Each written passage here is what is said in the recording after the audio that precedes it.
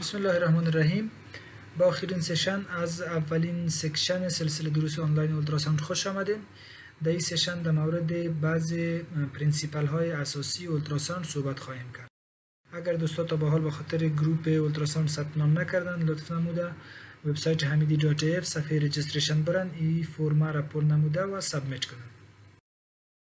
خب ما شما در سشن گذشته در مورد نمای سونوگرافیک صحبت کردیم که اگر ما یک پاتولوژی را پر میتیم باید به شکل درست نمای سونوگرافیک از او را ذکر کنیم که با یک پاتولوژی یا یک لیژن ویل دیفایند روبرو هستیم یا ایل دیفایند، سالید هست، سیستیک یا کامپلکس، هایپر ایکویک است، ایزویکویک است، ان ایکویک است، هایپویکویک است.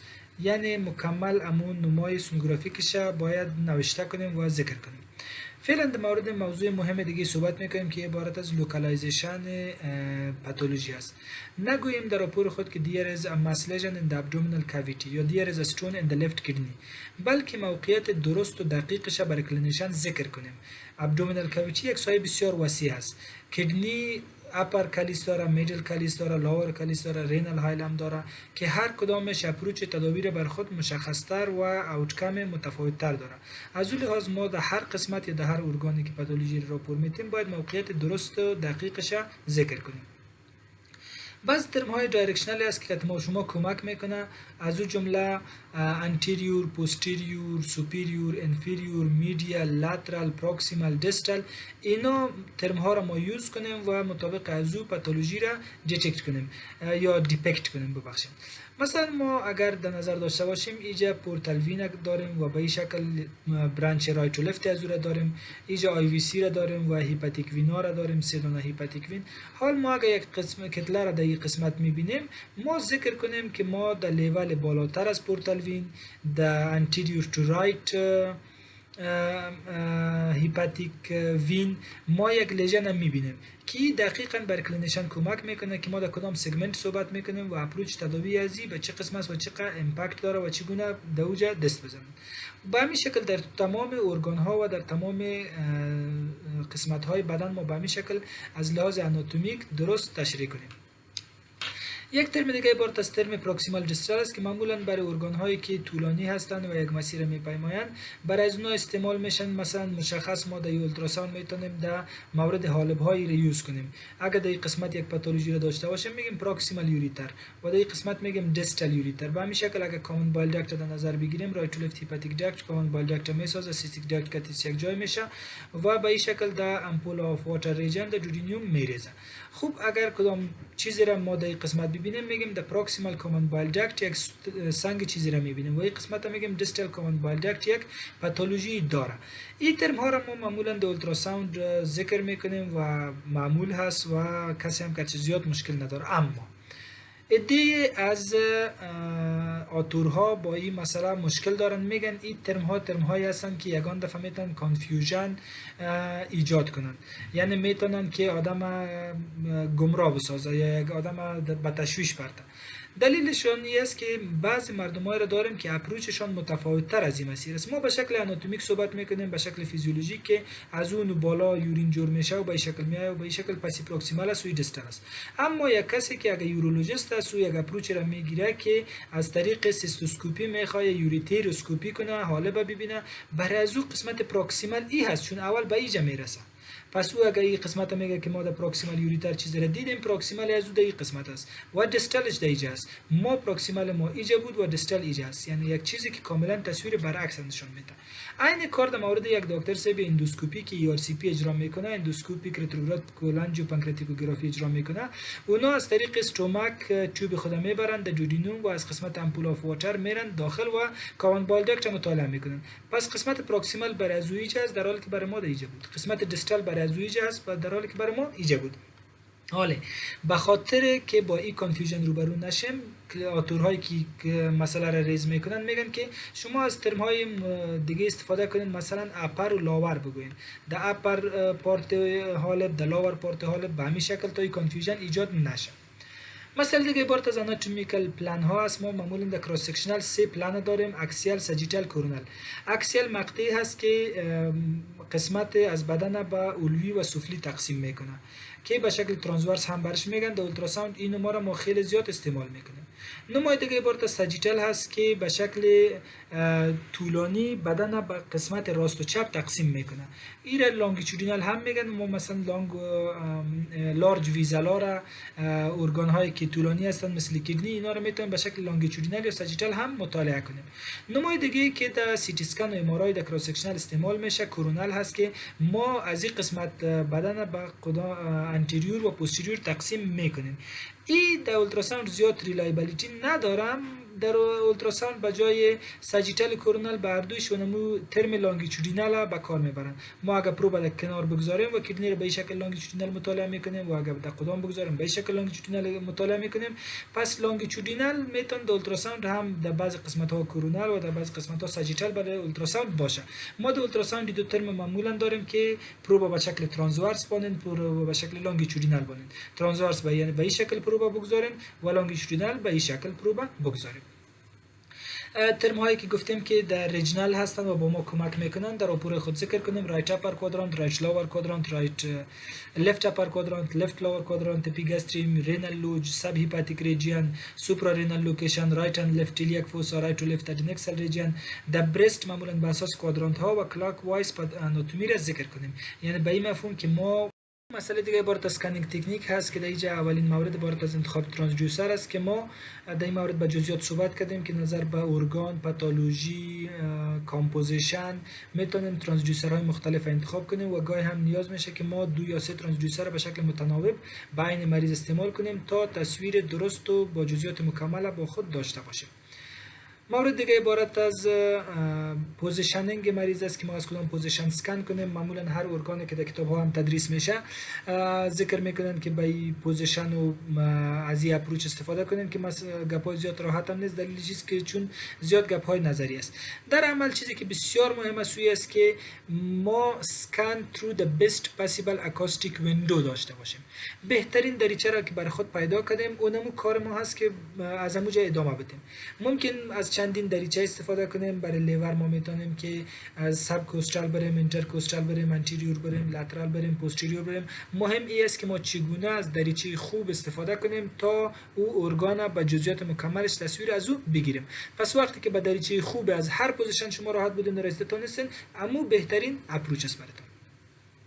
و گپ آخری که میگن ارگان هایی که به شکل طولانی موقعیت دارن کوشش کنین که در پروبتون لانگ اکسس از او را همیشه داشته باشین. مثلا اگر کدنی را اسکن میکنین، اسکن به این شکل نداشته باشیم که یک مقطع از یک مقدار بگیریم قسمت دیگر را مس کنیم، چون ممکن یک پاتولوژی را در جای دیگه ایگنور کنیم یا از بین ما بره یا درست دیلاینیت نتونیم. بلکه همیشه در پروب خود کوشش کنیم که ارگان هایی که لانگیتودینال هستن اونا را لانگ اکسسش همیشه در پروب خود داشته باشه. خب مسئله دیگه عبارت از گرفتن و لیبل کردن ایمیج های اولتراساوند است. چیزی که در تصویر میبینین یک پرینتر اولتراساوند هست که تصاویر اولتراساوند را پرینت میکنه.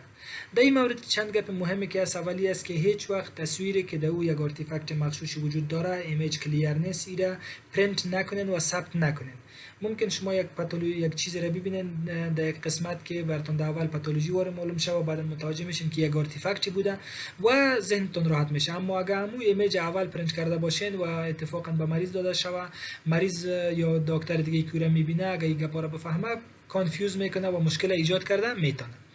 دوم، تصاویر اولتراساوند جزئی از دیتای دائمی مریض هست.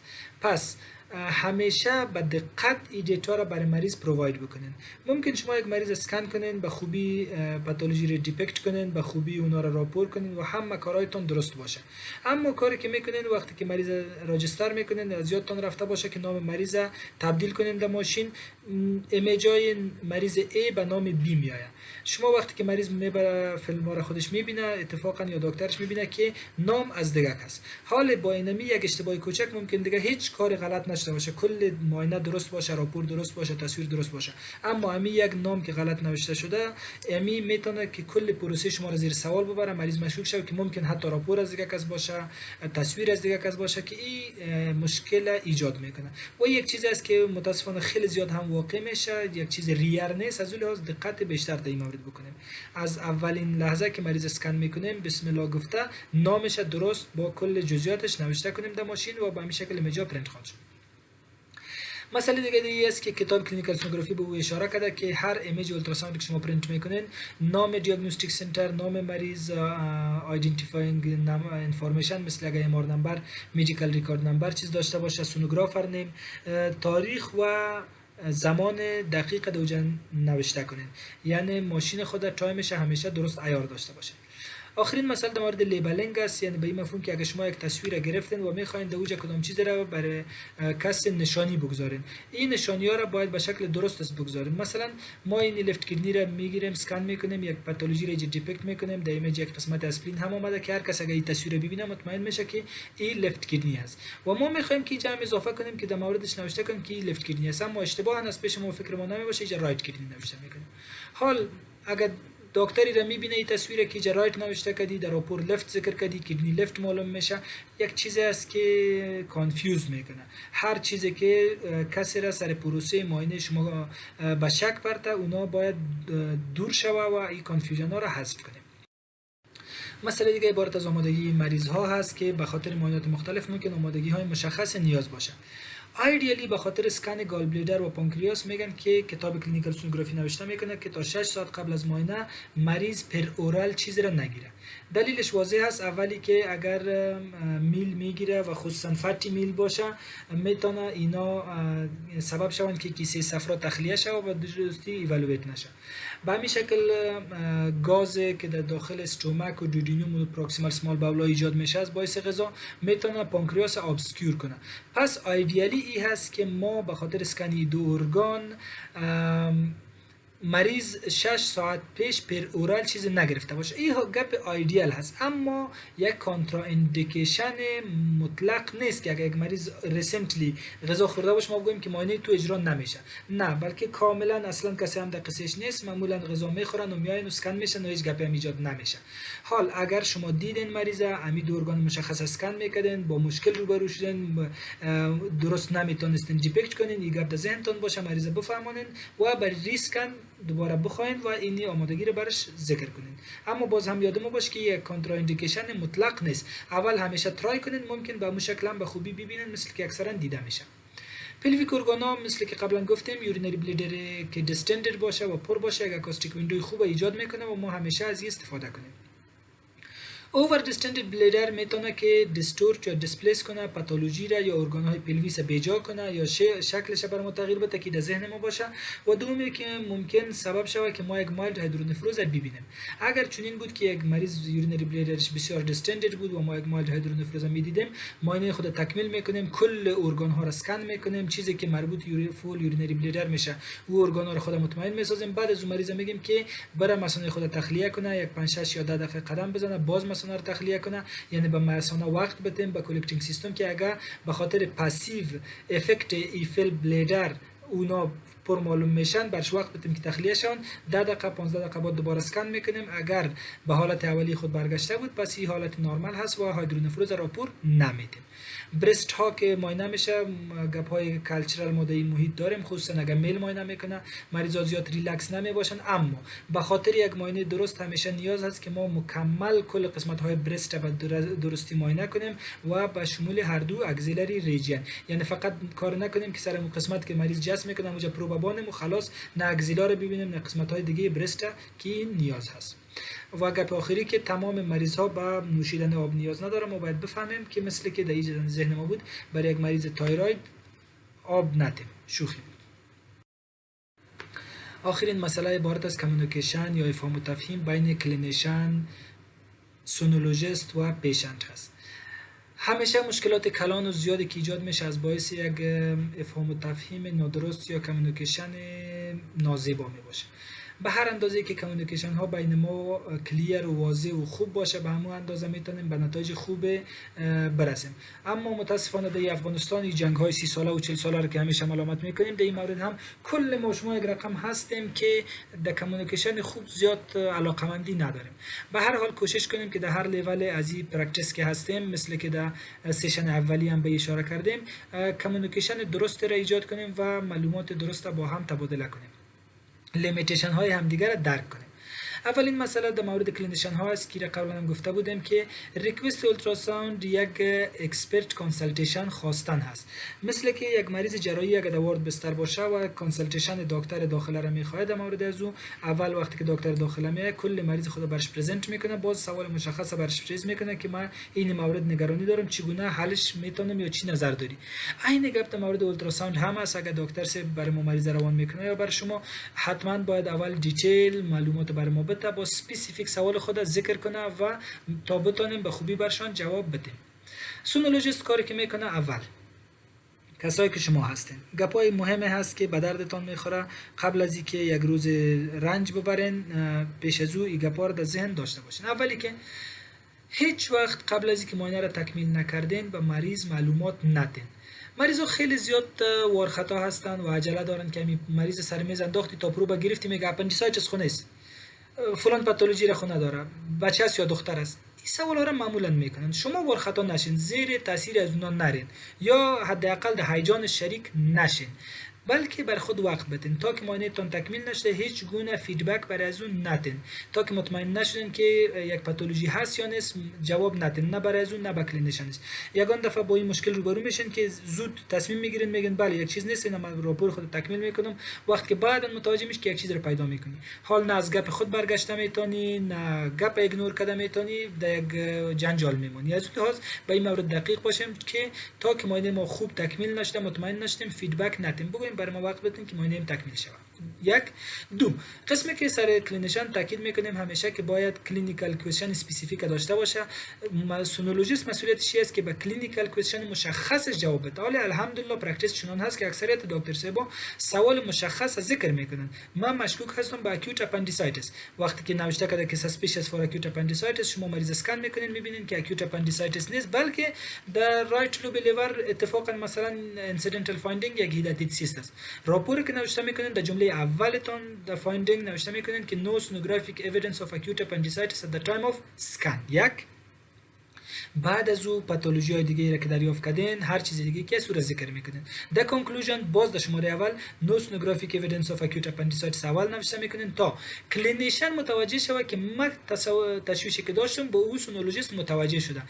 امو گپی کمونیکیشن است که میگه او شک داره سر ما که شاید چیزی را که من تشویش دارم سونولوژیست به اون متوجه نشه. ما اگر دو بار هم در فایندینگ و هم در کانکلوژن را ذکر میکنیم که ان شاء الله بعدا در مورد جزئیات مکمل راپور نویسی صحبت های خواهیم داشت، ایره در ذهن ما باشه و به این شکل با کلینیشن کوئسشن جواب بدیم. در پایینش باز همون فایندینگ اضافی یا تازه‌ای که ما داریم رو هم حتما ذکر میکنیم.